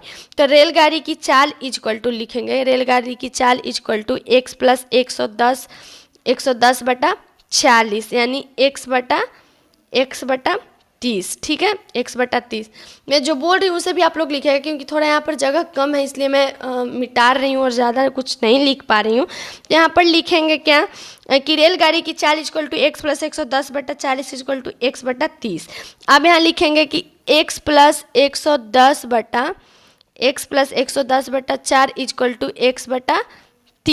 x बटा 3, यानी यहाँ पर लिखेंगे कि 4x equal to 3x plus 330। ठीक है, 330, यानी x मीटर क्या हो गया, 330। ये हो गया हमारा सही आंसर। अगला है, किसी मोटर बोट की शांत जल में चाल 45 किलोमीटर घंटा यदि धारा के अनुकूल 80 किलोमीटर की दूरी तय करने में मोटर बोट 1 घंटा 20 मिनट का समय लेती है, तो उतनी ही दूरी धारा की विपरीत दिशा में तय करने की वह कितना समय लेगी। यानी वो टोटल जो समय लेगी वो कितना लेगी, तो टोटल समय 2 घंटे 40 मिनट की लेगी। अगला है, एक प्रतियोगिता में एक प्रतिभागी ने 30% अंक प्राप्त किए, लेकिन अगले राउंड चक्र में जाने के लिए 30 अंकों से असफल हो गया। हर यानी कि क्वालिफिंग के अंक से 30 अंक के अधिक प्राप्त अंक वाले के अन्य अभ्यर्थी ने 45% प्राप्त किया। प्रतियोगिता के हर अंक कितने हैं। ठीक है, तो यहाँ पर प्रतियोगिता के अंक कितने हैं, तो उसके अंक हैं 150। अब इसे कैसे बनाना है, तो यहाँ पर लिखेंगे कि माना कि हरकारी अंक इक्वल टू x और अधिकतम अंक इक्वल टू y। तो पहली स्थिति में यहाँ पर माना कि अंक x और अधिकतम अंक y, तो पहली स्थिति में यहाँ पर लिखेंगे 30y बटा 100 प्लस 30। ठीक है, इक्वल टू x। ठीक है, इस तरह से लिखेंगे। अब यहाँ लिखेंगे कि इक्वल टू 3y। ठीक है, 3y plus 300, 3y plus 300 equal to 10x। ये क्या हो गया, हमारा पहला समीकरण हो गया। ठीक है, अब हम लोग लिखेंगे इसको। अब हम लोग लिखेंगे कि दूसरी स्थिति में क्या, दूसरी स्थिति में तो 45y बटा 100 plus x equal to x plus 30। क्या, x प्लस 30। दूसरी स्थिति में 45y बटा 100 इक्वल टू x प्लस 30, यानी यहाँ लिखेंगे कि 9y बटा, ठीक है, 9y बटा 20 9y बटा 20 इक्वल टू x प्लस 30। ठीक है, x प्लस 30, यानी 9y इस तरह से लिख लिए। अब हम लोग यहाँ पर लिखेंगे, अब यहाँ पर हम लोग लिखेंगे कि 9y equal to 20x plus 600। ठीक है, 20x प्लस 600। तो यहाँ पर लिखेंगे कि 3, ठीक है, 3 ब्रैकेट 10x प्लस माइनस 300। ठीक है, माइनस 300 20x प्लस 600। ठीक है, इस तरह से हम लोग लिखेंगे। अब समीकरण 1 से क्या करेंगे, अब जो हमारा समीकरण 1 जो आया था, समीकरण 1 जो हमारा है वो कितना आया था, 3y plus 300 equal to 10x। ये हमारा पहला समीकरण आया था। तो अब हम लिखेंगे समीकरण 1 से, यानी समीकरण 1 से इक्वल टू 30y। ठीक है, समीकरण समीकरण 1 से तो इक्वल टू 30x। ठीक है, क्या, 30x minus 900, 30x minus 900 equal to 20x plus 600। ठीक है, 20x प्लस 600। अब यहाँ पर लिखेंगे कि 30x माइनस, ठीक है, 30x माइनस 20x। ठीक है, 20x इक्वल टू 900 प्लस 600। ठीक है, यहाँ तक आप लोग समझ रहे होंगे। 900 प्लस 600, 900 प्लस 600 यानी कि 10x इक्वल टू 1500। 10x यहाँ पर लिखेंगे x इक्वल टू 1500 बटा 10, यानी x इक्वल टू 150। ठीक है, ये आ गया हमारा इसका आंसर। अगला, एक लड़की 7500 रुपये में एक साइकिल खरीदे और इसे 25% की हानि पर बेच दी, साइकिल की विक्रय मूल्य कितना है? यानी यहाँ पर 25% की हानि पर साइकिल की विक्रय मूल्य को ज्ञात करना है। तो यहाँ पर जो उसका विक्रय मूल्य होगा वो 5625 रुपये होगा। अब 5625 रुपये कैसे होगा, तो आप लोग उसे ज़रूर एक बार बनाइएगा, बहुत ही सरल तरीके से बन जाएगा। तो मैं उम्मीद करती हूँ कि आप लोग इसे सॉल्व कर लेंगे। 7 लोगों का औसत वजन तब 5 किलोग्राम बढ़ जाता है जब 55 किलोग्राम वजन वाले व्यक्ति की जगह एक नया व्यक्ति आ जाता है। तो नए व्यक्ति की वजन कितना होगा? यानी यहाँ पर नए व्यक्ति का वजन कितना होगा, यानी 7 यहाँ पर लिखेंगे कि 7 सदस्यों में से प्रत्येक के वजन में वृद्धि इक्वल टू 5 किलोग्राम। क्या? 5 किलोग्राम। इसको लिखेंगे भी कि 7 सदस्यों में से प्रत्येक के वजन में वृद्धि इक्वल टू 7 के। तो नए व्यक्ति का वजन इक्वल टू हम लोग लिखेंगे कि नए व्यक्ति का वजन इक्वल टू 55 प्लस कुल वृद्धि, यहाँ पर लिखेंगे कुल वृद्धि। ठीक है, यानी कि 55 प्लस 7 गुना 5। ठीक है, यानी कि टोटल आ गया 55 प्लस 35, यानी यहाँ पर 55 प्लस 35 यानी कि टोटल हो गया 90 किलोग्राम। ठीक है, अगला है 7 सेंटीमीटर त्रिज्या से 10 सेंटीमीटर ऊंचाई वाले बेलन का आयतन ज्ञात करें। पाई आर मान 22/7 है। ठीक है, पाई का मान क्या है? 22/7 हम सभी को पता है। उसके लेकर के हमें त्रिज्या का आयतन वाले बेलन का आयतन ज्ञात करना है। तो इसका जो होगा वो होगा 1540 घन सेंटीमीटर। तो हमारा अगला सवाल है कि क्वेश्चन नंबर 101 से 106 में दिए गए विकल्पों में से संबंधित अक्षर संख्या को चुनना है। यानी यहाँ पर जो इस सवाल में जो है 101 से लेकर 106 में हमें संबंधित शब्द, अक्षर और संख्याओं को चुनना है।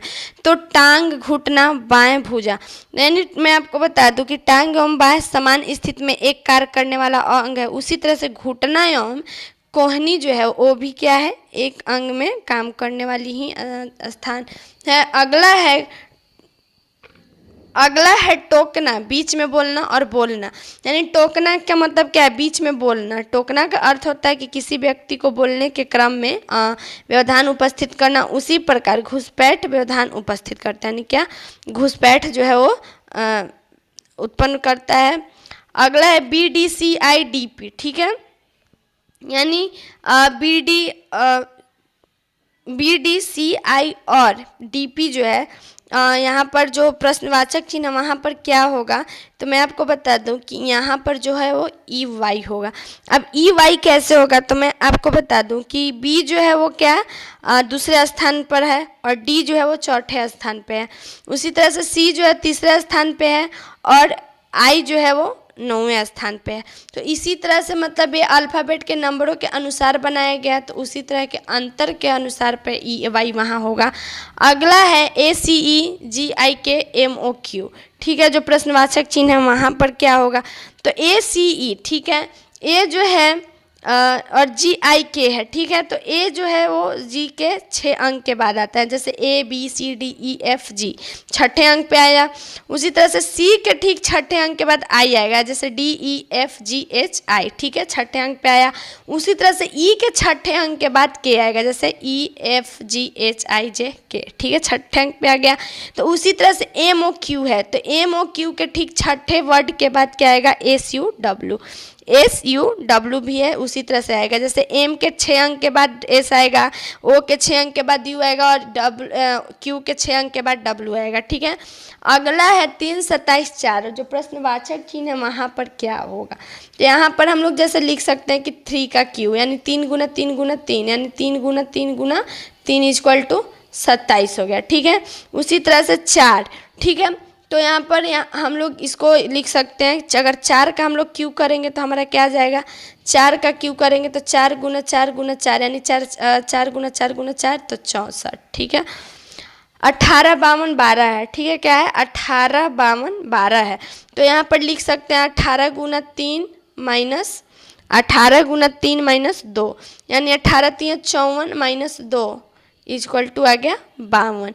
उसी तरह से यहाँ पर 12 है, तो यहाँ पर 12 में हम क्या करेंगे? 12 गुना 3 माइनस 2, यानी 12 3 36 माइनस 2 इक्वल टू 34। ठीक है, अगला है क्वेश्चन नंबर 107 और 109 में निम्नलिखित श्रृंखला में से लुप्त संख्या का पहचान करें। यानी यहाँ पर जो लुप्त संख्या उसका पहचान करना है। तो 20 + 10 करेंगे तो 30 आ जाएगा। ठीक है, 20 प्लस 30 करेंगे तो क्या आ जाएगा, 10 आ जाएगा। और 30 माइनस 5 करेंगे तो 25 आ जाएगा। 25 प्लस 10 करेंगे तो 35 आ जाएगा। ठीक है, और 35 ठीक है, आप लोग समझ रहे हैं। 20 प्लस 10 किए तो 30, 30 माइनस 5 किए तो 25, 25 प्लस 10 किए तो क्या आ गया, 35। उसी तरह से 35 माइनस 5 करेंगे तो आ जाएगा हमारा क्या, 30। ठीक है, और 30 प्लस 10 कर ठीक है, 30 प्लस 10 कर देंगे तो आ जाएगा हमारा 40। यानी यहाँ पर जो हमारा अक्षर आएगा वो आएगा 30। ठीक है, अगला 3, 8, 18, 23, 33 प्रश्नवाचक चिन्ह 48 है। यानी 3 प्लस 5 करेंगे तो हमारा आ गया 8। ठीक है, equal to 8, 3 plus 5 equal to 8 आ गया। 8 प्लस 10 किए इजक्वल टू 18 आ गया। ठीक है, 18 प्लस 5 किए तो 23 आ गया। ठीक है, 23 प्लस 10 किए तो 33 आ गया। और 33 प्लस 5 कर देंगे तो क्या आ जाएगा, 38 आ जाएगा। और 38 प्लस 10 कर देंगे तो 48। यानी यहाँ पर जो शब्द आएगा वो हमारा आएगा 33 प्लस 5 यानी 38। ठीक है, अगला है 246, 60, 24, 46, 2, 24, 60। जो प्रश्नवाचक चिन्ह है वहाँ पर क्या होगा, यानी यहाँ पर क्या होगा, तो 0, 2, 4, 6, 0, 2, 4, 4, 6, 2, 0, 2 और 2, 4, 6। तो यहाँ पर क्या आएगा, तो यहाँ पर आएगा हमारा 0, 2, 4, 6। ठीक है, 0, 2, यानी जैसे यहाँ पर आप लोग देख रहे हैं कि अलग अलग क्रमों में इसे दर्शाया गया। जैसे 0, 246 और 60, 2, 24 है, तो इसी तरह को उल्टा दर्शाया गया। उसी तरह से यहाँ पर 46, 0, 2, तो इसको भी दर्शाया गया 24, 60। इसी तरह से 24, 60 को हम लोग दर्शाएंगे क्या, 0, 246। ठीक है, अगला है क्वेश्चन नंबर 107 से 117। निम्नलिखित प्रश्नों में से उसे चुनिए जो अंत 3 विकल्पों से भिन्न है। यानी जो अंत 3 विकल्पों से क्या है, भिन्न है। यानी यहाँ पर हमें 4 ऑप्शन है और यहाँ पर जो भिन्न है 3 विकल्पों से जो भिन्न है उसे हमें चुनना है। तो जो यहाँ पर भिन्न है, जैसे स्टील, लोहा एवं कार्बन मिश्रित एक मजबूत पदार्थ है और अन्य सभी तत्व क्या है, धातु है। अगला है किताब, पत्रिका, लेखक, समाचार पत्र। यानी मैं आपको बता दूं कि लेखक को छोड़कर अन्य सभी मृदित पठनीय चीज है। यानी पत्रिका, यहाँ पर मैं आपको बता दूं कि पत्रिका, लेख और समाचार ये जो क्या है, किताब, पत्रिका, लेख, समाचार, लेख को छोड़कर ये सब क्या है, पठनीय चीज है। ठीक है, और लेख क्या है, एक लेखनीय है। अगला है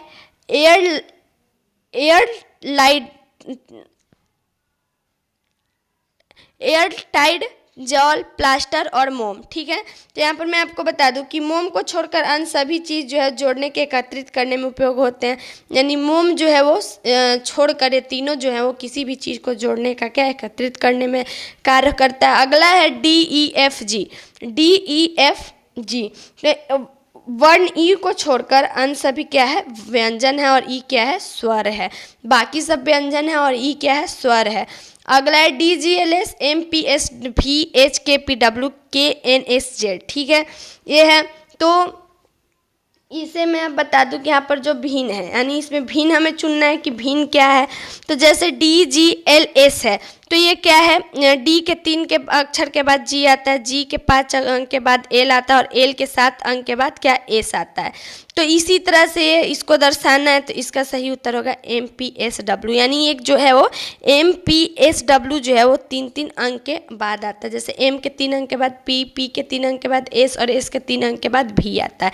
लेकिन बाकी सब जो है वो 5, 7, 3 के अंतराल पे। ठीक है, तो ये भिन्न है। अगला है ROPEW, मतलब रोप, वेट, डॉन, पोट। ठीक है, ये 4 है। यहाँ पर रोप में 4 वर्ण है और फिर बाकी शब्द में क्या है, 2-2 है। तो यहाँ पर रोप जो है वो भिन्न है। अगला है 204, 220, 228, 252। ठीक है, तो यहाँ पर सभी को क्या करेंगे, 204/3 कर देंगे तो क्या आ जाएगा, 68। ठीक है, 204/3, 228/3 करेंगे, 228/3 करेंगे तो 76, 220/3 करेंगे, 220/3 करेंगे तो 73.33। यानी कि 220 जो है वो इसमें भिन्न है, बाकी सब क्या है, बाकी सब जो है 3 से विभाज्य है और 220 जो है वो नहीं है। अगला है 5 - 58, 6 - 69, 7 - 80, 8 - 90। ठीक है, ऐसे है। तो संख्या युग में जो 8 - 90 है दोनों सम संख्या है। 8 - 90 जो है वो सम संख्या है, बाकी जो है वो विषम संख्या। ठीक है, अगला सवाल है, दिए गए पैटर्न को ध्यान से पढ़े और उस संख्या का चयन करें जो प्रश्नवाचक चिन्ह के स्थान पर आ सकती है। तो यहाँ पर क्या है, 8, 11, 7, 6, 5, 48 यानी जो यहाँ पर प्रश्नवाचक चिन्ह देख रहे हैं, यहाँ पर हमें संख्या को ज्ञात करना है। तो हमारा जो दूसरा कॉलम क्या है, 8, 6, 63 है। ठीक है, तो हम लोग इसे इस तरह से लिख सकते हैं कि 8 + 1, ठीक है, और 6 + 1, यानी कि 8 + 1 9 और 6 + 1 = 7। ठीक है, 7। तो यहाँ पर हम लोग क्या करेंगे, 9 × 7 कर देंगे। 9 × 7 = क्या गया, 9 × 7 = 63। ठीक है, ये हमारा दूसरा कॉलम है। पहला कॉलम अभी नहीं बना रहे हैं, अभी दूसरा कॉलम बता रहे हैं किस तरह से बनेगा। अब यहाँ पर दूसरा कॉलम है 11, 5, 72। ठीक है, यानी 11 + 1 = 12। ठीक है, 11 + 1 = क्या, 12। ठीक है, और 12 यहाँ पर 5 + 1 = 6, यानी 12 × 6, तो 12 × 6 = 72। अब यहाँ पर तीसरा कॉलम हो गया। ठीक है, अब दूसरा कॉलम को हमें ज्ञात करना है। तो दूसरा कॉलम हम कैसे पहला कॉलम हम कैसे ज्ञात करेंगे, तो क्वेश्चन मार्क चिन्ह +1। ठीक है, +1 और 7 + 1। तो यहाँ पर लिखेंगे प्रश्नवाचक चिन्ह = ठीक है, क्या, प्रश्नवाचक चिन्ह = यहाँ पर 48 है, = 48 लिखेंगे। तो प्रश्नवाचक चिन्ह = 1 + 48/8। ठीक है, 48/8, यानी कि 6 - 1 करेंगे तो 5, यहाँ पर 5 आएगा। अगला, निम्नलिखित शब्दों को अंग्रेजी शब्दकोश के अनुसार क्रम में रखें, यानी एडवर्टाइज, एडमिट, एडिशन और एडवाइज। ठीक है, इसे हमें सही क्रम में क्या करना है, दर्शाना है। तो इसे हम लोग सही क्रम में इस तरह से लिख सकते हैं, पहले सी मतलब एडिशन, फिर एडवाइज, फिर एडमिट और फिर एडवर्टाइज। ठीक है, इस तरह से। अगला है क्वेश्चन नंबर 123 और 126 में निम्नलिखित प्रश्नों में दिए गए विकल्प में से निम्नलिखित शब्दों का सार्थक आरोही क्रम में लिखें, यानी बीज, फल, पौधा, भोजन। अब इसे हमें सही क्रम में लिखना है। तो इसे हम सही क्रम में कैसे लिखेंगे, तो इसे हम सही क्रम में ऐसे लिखेंगे, यानी पहले बीज, फिर पौधा। पहले हम लोग बीज डालते हैं, फिर क्या होता है, पौधा आता है, फिर पौधा से क्या आता है, फल आता है, फिर फल से क्या होता है, भोजन प्राप्त होता है। तो हमें इस क्रम में हम लोग इसे दर्शाएंगे। अगला है वार्षिक, पाक्षिक, मासिक, दैनिक और साप्ताहिक। अब हम लोग इसे दर्शाएंगे DEBCA, यानी डी यानी दैनिक, उसके बाद साप्ताहिक, उसके बाद पाक्षिक, उसके बाद मासिक, उसके बाद वार्षिक। जो हमारा एग्जाम होता है वो कैसे होता है, पहले दैनिक, फिर साप्ताहिक, फिर पाक्षिक, फिर मासिक और फिर वार्षिक। ठीक है, इस तरह से। दी गई अक्षर श्रृंखला में खाली स्थानों पर क्रम को रखने में निम्नलिखित में से कौन सा अक्षर समूह पूरा करेगा, यानी यहाँ पर कौन सा अक्षर समूह जो पूरा करेगा, तो NMLK इस तरह से पूरा करेगा। ठीक है, अगला है क्वेश्चन नंबर 123 और 126, निम्नलिखित प्रश्नों में दिए गए विकल्पों में से चुनिए जो अनुक्रम को पूरा करेगा, यानी यहाँ पर जो अनुक्रम को पूरा करेगा तो अनुक्रम को TW पूरा करेगा। अगला है AZBYCXDWEVFU, जो यहाँ पर इसको भी पूरा जो सही करेगा वो GTHS। यानी मैं आपको बता दूं कि ACE, ठीक है, ACE ये सब क्या है, 2-2 अंक के बाद है, यानी A के 2 अंक के बाद C है, C के 2 अंक के बाद E है। इस तरह से जो है अल्फ़ाबेट के नंबर के अनुसार यहाँ पर GTHS हो जाएगा। अगला है 24, 29, 39 प्रश्नवाचक चिन्ह है यहाँ पर 74।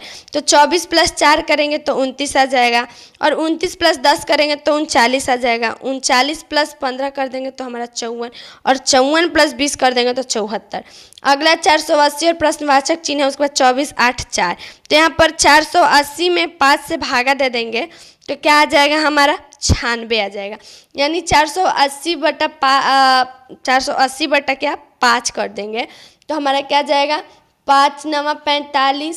ठीक है, और 5 9 45 यहाँ पर 4, तो यहाँ पर फिर आ जाएगा हमारा 6, यानी कि 96 हो गया हमारा आंसर। ठीक है, इस तरह से हम लोग इसको यहाँ पर दर्शा लेंगे। ठीक है, उसके बाद 96 में 4 से भाग दे देंगे तो 24, फिर 24 में 3 से 8 और 8 में 2 से, तो 4 इस तरह से आ जाएगा हमारे। दी गई श्रृंखला को गलत संख्या ज्ञात कीजिए, यानी यहाँ पर गलत संख्या को ज्ञात करना है। तो यहाँ पर जो गलत संख्या है वो है हमारा 64। अब 64 कैसे गलत संख्या है मैं आपको बता दूं कि 6 + 8 करेंगे तो 14, 14 + 17 कर देंगे तो 31, 31 + 35 कर देंगे तो 66, और 66 + 71 कर देंगे, 66 + 71 कर देंगे तो 137, और 137 + 143 कर देंगे तो क्या आ जाएगा हमारा 280। यानी यहाँ पर जो है वहाँ पर 2-3 अंकों के बाद से हमें यहाँ पर प्लस माइनस करना है। ठीक है, तो 64 जो है वो गलत संख्या है। ठीक है, अगला है, बस में एक लड़की की ओर इशारा करते हुए एक आदमी ने अपने पित्र से कहा, वह मेरे पिता की पत्नी की इकलौती पुत्र की पुत्री है। उस लड़की उस आदमी से किस प्रकार संबंधित है? तो मैं आपको बता दूं कि आदमी के पिता की पत्नी एकमात्र पुत्र का अर्थ है, और वह आदमी स्वयं अथवा लड़की का आदमी की क्या है? पुत्री है। ठीक है, क्या है वो? पुत्री है। अगला सवाल है, सुरेश, कौशल, मधुर, अमित और रमेश 5 मित्र है। सुरेश कौशल से छोटा है किंतु रमेश से लंबा है। मधुर सबसे लंबा, अमित कौशल से थोड़ा छोटा है किंतु सुरेश थोड़ा लंबा है। यदि वो अपनी लंबाई कद के अनुसार खड़े हो तो सबसे छोटा कौन होगा? तो यहाँ पर जो सबसे छोटा है वो होगा रमेश। अगला, दिए हुए विकल्पों में उस शब्द को चुनिए जो दिए गए शब्द अक्षरों का प्रयोग करके नहीं बनाया गया, यानी हिस्ट्रिकल जो है वो किस शब्द से नहीं बनाया जा सकता है? तो मैं आपको बता दूं कि ये जो है वो रिचेस से नहीं बनाया गया है। अगला है, कुछ अक्षरों का समूह दिया गया जिसमें प्रत्येक अक्षर को एक अंक निर्धारित किया गया। इन अक्षरों को इस प्रकार व्यवस्थित करें कि उससे एक अर्थपूर्ण शब्द बन जाए। उनके अंकों के सही क्रम में को दिए गए विकल्पों से दर्शाइए, यानी कि लेट टॉय है, इसे हम लोग सही क्रम में दर्शाएंगे। तो ये जो है वो हमारा होगा 3 5 6 1 4 2, यानी कि इसे हम लोग लिख सकते हैं टी, ठीक है, ए आई 3 5 6, क्या 3 5 6, यानी टी ए आई एल, ठीक है, टी ए आई, ठीक है, T A I L O R, यानी टैलियोर। ठीक है, अगला है, यदि फायरवुड को एक कूट भाषा में एयरवुड लिख सकते हैं, लिखा जाए तो उस कूट भाषा में फ्रैक्शन को किस प्रकार लिखा जाएगा, यानी फ्रैक्शन को किस कूट भाषा में लिखा जाएगा? तो मैं आपको बता दूं कि इसे जो है वो क्रेफनेट इस भाषा में लिखा जाएगा। अगला है, यदि रैकेट को कूट भाषा में 81 35 24 लिखा जाए, उस कूट भाषा में ट्रैक को किस प्रकार लिखा जाएगा? यानी ये सब जो है वो अल्फ़ाबेट के नंबर के अनुसार लिखा गया है, तो आप लोग इसको लिख सकते हैं। तो मैं आपको बता दूं कि ये जो है वो 48 1 35 इस तरह से लिख सकते हैं। ठीक है, अगला है, कुछ समीकरण किसी विशेष प्रणाली के आधार पर हल किए गए हैं, इसी आधार पर हल न किए गए समीकरण का उत्तर ज्ञात कीजिए। यानी यहाँ पर हल न किए गए समीकरण का क्या हमें उत्तर ज्ञात करना है। तो यहाँ पर मैंने आपको बताया कि किस तरह के प्रश्न को किस तरह से बनाएंगे कि समीकरण को ज्ञात कर लेंगे। तो मैं आपको इसका आंसर बता रही हूँ, आप लोग इसे खुद से सॉल्व करने की कोशिश कीजिएगा। 984। ठीक है, दी गए समीकरण को संतुलित करने तथा चिन्हों को प्रतिस्थापित करने के लिए गणितीय चिन्हों का सही क्रम चुनिए, यानी 5 3 5 20 2 है, इसे हम लोग सही तरह से गणितीय क्रम में दर्शाना है। तो इसे हम लोग सही गणितीय क्रम में इस तरह से लिख सकते हैं कि 5 × 3, ठीक 15 × 3 - 5 = 20 × 2, 20 × 2 इस तरह से हम लोग लिखेंगे। तो यहाँ पर टोटल जो आ जाएगा वो आ जाएगा 45 - 5 = 40, यानी हम लोग इसको लिख सकते हैं 15 × 3, ठीक है, क्या 15 × 3 - 5 = 20 गुना 2। ठीक है, इस तरह से नीचे दिए गए विकल्पों में से कौन सा चिन्हों के अदल बदल दिए गए समीकरण को सही करेगा, यानी चिन्हों के अदल बदल करने के समीकरण को सही करेगा। तो यहाँ पर हम लोग इस तरह से इसको लिख सकते हैं कि 24 भागा, यहाँ पर क्या है 24 प्लस 6 गुना 3 भागा 3 माइनस 1 इक्वल टू 14, ऐसे लिखा है। तो हम लोग इसको लिख सकते हैं कि 24 भागा 6 गुना 3 प्लस 3 माइनस 1 इक्वल टू 14, यानी कि 4 गुना 3 प्लस 3 माइनस 1 इक्वल टू 14। ठीक है, 14 यानी 12 प्लस 3 माइनस 1 इक्वल टू 14। ठीक है, इस तरह से हम लोग इसे लिखेंगे। तो यहाँ पर हम लोग समीकरण को कैसे बदल दिए, 24 भागा 6, ठीक है, गुना 3 प्लस 3 माइनस 1 इक्वल टू, यानी 12 प्लस 3 माइनस 1 इक्वल टू 14, यानी 15 माइनस 1 इक्वल टू 14। यानी यहाँ पर जो इसका सही आंसर इस तरह से लिखेंगे भागा एवं प्लस में। अगला है क्वेश्चन नंबर 137 और 138 में दिए गए विकल्पों में से लुप्त संख्या ज्ञात करना है। यानी यहाँ पर लुप्त संख्या को ज्ञात करना है तो क्या है, 8 गुना 9 कर देंगे तो 72। ठीक है, 8 गुना 9 कर दिए तो 72 आ गया। उसी तरह से 6 गुना 11 कर देंगे तो 11 छक 66। उसी तरह से 9 गुना 6 कर देंगे तो 9 छक 54, यहाँ पर आ गया इसका आंसर। अगला है 14 25 42 2 4 6 3 3 प्रश्नवाचक 4 7 9, यानी जो प्रश्नवाचक चिन्ह है वहाँ पर क्या आएगा। तो यहाँ पर मैं आपको बता दूँ कि यहाँ पर जो है वो कौन सा शब्द अक्षर आएगा, उसे मैं आपको बता दूँ। तो यहाँ पर जो है वो इस तरह से हम इसे बना सकते हैं कि 14 इक्वल टू 2 प्लस, यहाँ पर लिखेंगे कि 14 इक्वल टू 2 प्लस 3 गुना 4, ठीक है, equal to 2 plus 12 equal to 14। ठीक है, अब दूसरा है 25।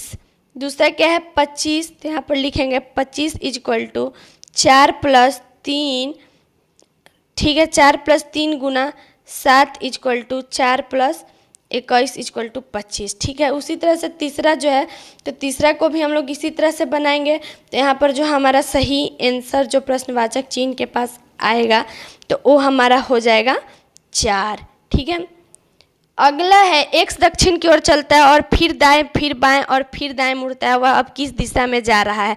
तो अब जो है वो किस दिशा में जा रहा है, तो वो जा रहा है पश्चिम दिशा में।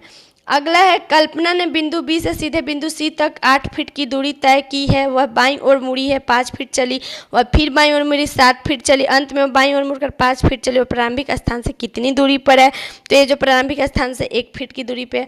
अगला दो कथनों के आगे दो निष्कर्ष 1 2 दिए गए, आपको कथनों को सत्य मानकर विचार करना चाहिए, सामान्यतः ज्ञात तथ्यों के भिन्न प्रतीत होते हैं। आपको निर्णय करना है कि दिए गए निष्कर्षों में से कौन सा यदि कोई हो निश्चित रूप से तो दिए गए कथनों के आधार पर लागू होता है, अपना उत्तर निर्दिष्ट करें।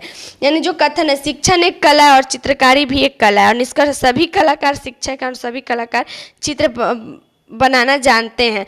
तो इसमें जो दो निष्कर्ष, अब इसमें जो सही निष्कर्ष है वो होगा केवल 2 लागू होगा, यानी सभी कलाकार चित्र बनाना जानते हैं। ठीक है, अगला दो कथनों के आगे निष्कर्ष 1 2 3 4 दिए गए हैं, आपको कथनों को सत्य मानकर विचार करना चाहिए और समानतः ज्ञात तथ्यों के भिन्न प्रतीत होते हैं। आपको निर्णय करना है कि दिए गए निष्कर्षों में से कौन सा यदि कोई हो निश्चित रूप से दिए गए कथनों के आधार पर लागू होता है, आप अपना उत्तर निर्दिष्ट करें।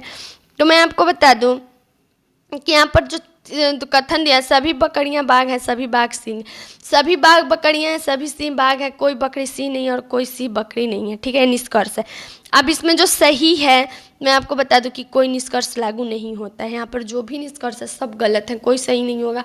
4 इंच आकार के एक ठोस घन के विपरीत फलकों को जोड़े लाल हरे और काले रंगे, इस 1 इंच के घनों को काटा गया।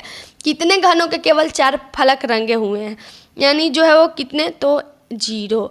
अगला ए बी सी डी और ई उत्तर की ओर मुंह करके पंक्ति में खड़े हैं। ई बी से 40 मीटर बाईं ओर खड़ा है, ए सी से 20 मीटर बाईं ओर खड़ा है, डी ई से 20 मीटर दाएं और सी से 50 मीटर दाएं खड़ा है। और ए और बी के बीच में कितनी दूरी है, तो ए और बी के बीच में 90 मीटर की दूरी है।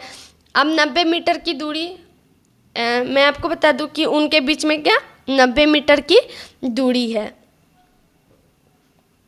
यानी यहाँ पर टोटल को हम लोग प्लस कर देंगे, यहाँ पर 20 प्लस 30 प्लस 20 प्लस 20 कर देंगे तो हमारा 90 मीटर आ जाएगा। अगला कौन सी उत्तराकृति प्रश्न आकृति पैटर्न को पूरा करेगी, तो ये जो है ए आकृति जो है प्रश्न आकृति को पूरी करेगी। निम्नलिखित प्रश्न में दिए गए विकल्पों में से प्रश्न चिन्ह के स्थान पर आने वाली संख्या को चुनना है। तो जो यहाँ पर प्रश्न चिन्ह पर आने वाली जो संख्या उसे हमें चुनना है। तो यहाँ पर पहला कॉलम है 2 4 6 26, ठीक है। तो 2 का स्क्वायर प्लस 4 का स्क्वायर कर देंगे तो हमारा क्या आ जाएगा, 2 का स्क्वायर प्लस 4 का स्क्वायर, यानी 2 गुना 2 प्लस 4 गुना 4, यानी 2 दूनी का 4 प्लस 4 चौका 16 यहाँ पर प्लस 6, ठीक है, प्लस 6 इक्वल टू 26, ठीक है। तो 4 प्लस 6 प्लस 6 यानी कि 20 प्लस 6 इक्वल टू 26 आ गया। हमारा पहला कॉलम हो गया। दूसरा अब कॉलम है, दूसरा कॉलम है 5 3 1 35, ठीक है। तो 5 का स्क्वायर प्लस 3 का स्क्वायर, ठीक है, 5 का स्क्वायर प्लस 3 का स्क्वायर प्लस 1 इक्वल टू 35, यानी कि 5 गुना 5 प्लस 3 गुना 3, यानी 5 का 25 प्लस 3 का 9 प्लस 1, यानी कि टोटल हमारा 34 प्लस 1 35 आ गया। दूसरा कॉलम हो गया। अब तीसरा कॉलम है 2 3 प्रश्नवाचक चिन्ह के पास जो होगा उसके बाद 23, ठीक है। तो यहाँ पर हम लोग इसको इस तरह से लिख सकते हैं कि 2 का स्क्वायर गुना 2 का स्क्वायर गुना 3 का स्क्वायर प्लस प्रश्नवाचक चिन्ह इक्वल टू 23, ठीक है। यहाँ पर लिख सकते हैं 4 प्लस 9, यानी 2 का स्क्वायर और 3 का स्क्वायर 4 प्लस 9 प्लस प्रश्नवाचक चिन्ह इक्वल टू 23, यानी 4 प्लस 9 इक्वल टू 13, ठीक है। 4 प्लस 9 कर देंगे तो 13। तो यहाँ पर इसको लिख सकते हैं कि प्रश्नवाचक चिन्ह equal to 23 minus 13 equal to क्या आ गया, 23 में से 13 को माइनस कर देंगे तो हमारा आ जाएगा 10, ठीक है। ये रहा। अगला है दी गई आकृति में कितने त्रिभुज मौजूद हैं, तो इसमें टोटल 27 त्रिभुज हैं। अगला एक ही पासे की 2 अलग अलग स्थितियों के नीचे दर्शाया गया जिसके 6 फलकों पर 1 से 6 संख्या अंकित है। 2 संख्या वाले फलक के सामने वाली संख्या को ज्ञात कीजिए। तो 2 फलक के सामने वाली संख्या जो है वो है 1। अगला है एक दिए गए पैटर्न ध्यानपूर्वक अध्ययन करें उस संख्या का चयन करें जो प्रश्नवाचक चिन्ह स्थान पर आ सकती है। तो यहाँ पर भी उसी तरह से हमें ज्ञात करना है जो प्रश्नवाचक चिन्ह के पास आ सकती है। तो यहाँ पर है 11 17 8, यानी 11 प्लस 3 प्लस 7 के स्क्वायर कर देंगे तो हमारा आ जाएगा। इसी तरह से यहाँ पर जो हमारा होगा वो होगा 12, ठीक है। अगला है उस विकल्प का चयन करें जो निम्न श्रेणी के अगले स्थान पर आ जाएगा। तो जो अगले स्थान पर है वो आ जाएगा। वीडियो के अंत में मैं बोलना चाहती हूँ कि इस वीडियो में अगर मुझसे किसी भी शब्द के सही उच्चारण करने में गलती हो गई हो या मैं किसी प्रश्न को सही से नहीं समझा पाई हूँ तो उसके लिए आप लोग मुझे माफ़ कीजिएगा। और मैं उम्मीद करती हूँ कि मैं जो भी आप लोगों को पढ़ा रही हूँ, बता रही हूँ, जो कुछ भी समझा रही हूँ आप लोगों को समझ में आ रहा है। अगर आप सभी को समझ में आ रहा है तो आप कॉमेंट ज़रूर कीजिएगा और ज़्यादा से ज़्यादा मेरे वीडियो को लाइक्स और सब्सक्राइब ज़रूर कीजिएगा। Thank you so much.